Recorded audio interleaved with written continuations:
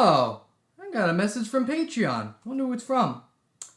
Says it's from Mr. Coat, the guy who owns the site I'm on. Wonder why Patreon sent me this message through snail mail. I mean, I guess it doesn't really matter. It's not like anybody ever goes on the site anyways to, check it out, donate, support the show. Let's see what he's got to say.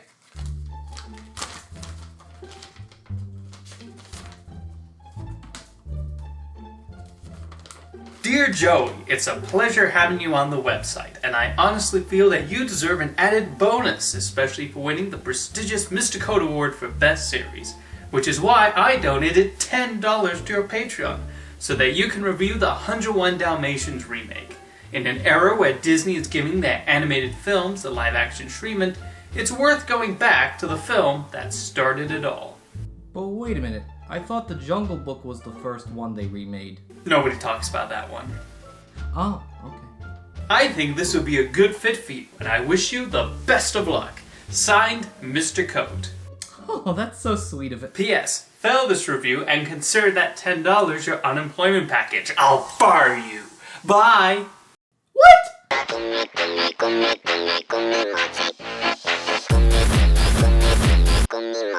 Way before Disney dipped Johnny Depp into white makeup, way before they had Christopher Walken do an awkward dance number in a movie that wasn't established to be a musical, and way before Maleficent was added with a rape allegory. Yeah, that was messed up. We had Glenn Close saying stupid lines like this. If we make this coat, it would be as if I were wearing your dog. Woof woof! This is my Patreon requested review of the live-action remake of 101 Dalmatians, as part of this month's theme of live-action Disney remakes. Back in the 90s, Disney decided to give its 60s classic the live-action treatment. Even though this isn't the first time Disney's remade one of their animated films, this is the first one that most people talked about before the current onslaught of live-action movies we get today. Talked briefly, but enough to warrant a TV show and a sequel. Why do you think this was the case? Well, truth be told, if Disney had to remake one of their films to live action, 101 Dalmatians was perfect for that. Outside of talking animals, who don't really talk, nothing really lends itself to being animated. Don't get me wrong, the style of animation was unique, and it was also groundbreaking in that it capitalized on the Xerox process that allowed the ink and paint process to become more streamlined. But honestly, what about this world really lent itself to animation? I'm probably gonna get a lot of hate for saying this, but I don't understand why the animals talked in the original animated film. Rewatching the film again, the first 15 minutes is dedicated to showing Pongo's inner monologue, which lends itself to some great physical animation. However, as soon as they show him and the rest of the animals talk, it feels pointless.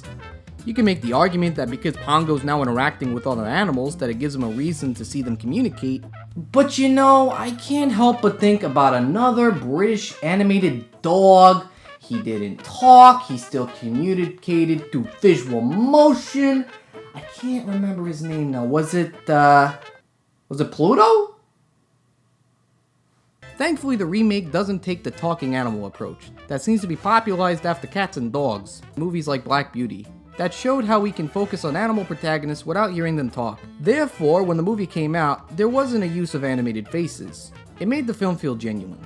Sure, you got the moments that were added digitally, but they're rare to find and never distracted from the overall experience. Training animals to act on cue is an art in itself. It's technically debatable currently in some scenarios, but you know the movie put a lot of effort into making sure the animals were the stars, and it shows.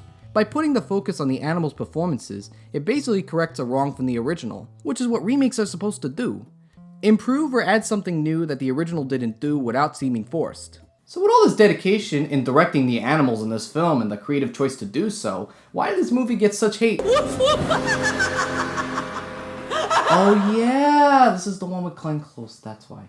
Despite the movie rounding out an amazing cast, the movie does fail when it comes to their characters and shenanigans. You can tell that there was a disposition that these actors and screenwriters felt that they were making a kid's movie. Therefore, why should we make these characters developed and well thought out when they can resort to making silly faces and over-the-top actions? Which isn't to say this happens all the time. Jeff Daniels plays Roger, and you know he manages to bring charm to any role he does. Despite taking place in England, Roger's character's changed from a local musician to an American game designer, working on point-and-click games that somehow break the logic of the movie. Yeah, he's making a 101 Dalmatians video game in a 101 Dalmatians movie, even using similar animation and character design straight from the original. That's pretty meta if you ask me. The big point is that he and Anita's relationship is crucial to the movie, and it doesn't seem weird or out of place. You know what is weird and out of place? Cruella de Vil is played by Glenn Close. But, hey, at least she's having fun, right? Woof woof! Woof woof! Even though I feel the original character wasn't the most complex Disney villain, marketable, definitely, but you know she was not the kind of character that would go through a complete arc. She wants to kill cute little puppies for her fur coat. I mean, that's as basic and cruel as you can get. In some ways, you can argue that this was what Close was trying to do, but she dialed it a little too high. Like, there is no way you can find any humanity out of this character. And if you first heard that Glenn Close is casted as an obsessive monster, that's not bad since she can play an obsessive monster really well. Just don't tell her that it's based on a cartoon for a kids movie. She may take it a little too far, but that isn't just her. A lot of the other supporting cast and characters do this as well. So just to recap, the animals manage to be more human and lifelike in the live-action movie, and the opposite happens for the movie of the lifelike humans in the live-action movie. Remember that scene in the original where they had the ending where all the animals had to run away from Cruella when she and her cronies tried to track him down, followed by an intense car chase that managed to be just as exhilarating as a live-action scene? Take that away and replace it with Home Alone shenanigans. Yup, complete with the slapstick that would result in people dying or getting brutalized beyond repair in real life. You know, with all these Home Alone shenanigans, it makes me wonder if they got the guy who created Home Alone. Wait, John Hughes wrote this movie? The same John Hughes who directed The Breakfast Club? Pretty in Pink? I think it's amazing how despite this movie not being a lazy effort when it comes to the way the animals were directed, it's fascinating how most of the acting from the humans doesn't live up to it. But I'd be lying if I said it took away from the overall experience. Truth be told, 101 Dalmatians as an animated movie may not have been that great to begin with. Like I said before, its reasons for being a cute dog caper where talking animals that didn't need to talk means that there were areas that could be improved. It's funny because I don't think seeing this movie is such a travesty when compared to the original. In fact, the popularity did lead itself to a growing interest in revisiting 101 Dalmatians again, with that TV show and sequel.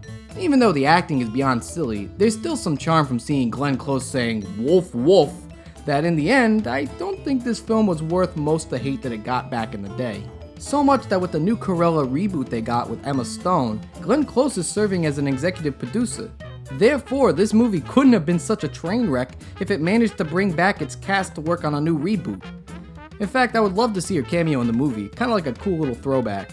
But as it is, the 90s remake of 101 Dalmatians tries to add new things while trying to respect the original, but at the same time kinda fails in certain areas. In fact, if I had to compare this to another Disney remake, I would say it's very similar to Cinderella. It's simply a harmless kids movie. Therefore, it gets the okay rating. So for my question for today, in the movie 101 Dalmatians, who is your favorite dog? For me, it's gotta be Pongo. I was gonna go with Lucky, but that's like the stereotypical choice. Honestly, Pongo was a lot of fun. Comment below and let me know what you think. I'm Joey Tedesco, and stay tuned next week as we continue the live-action Disney remake reviews, that was a mouthful, on the Cartoon Palooza.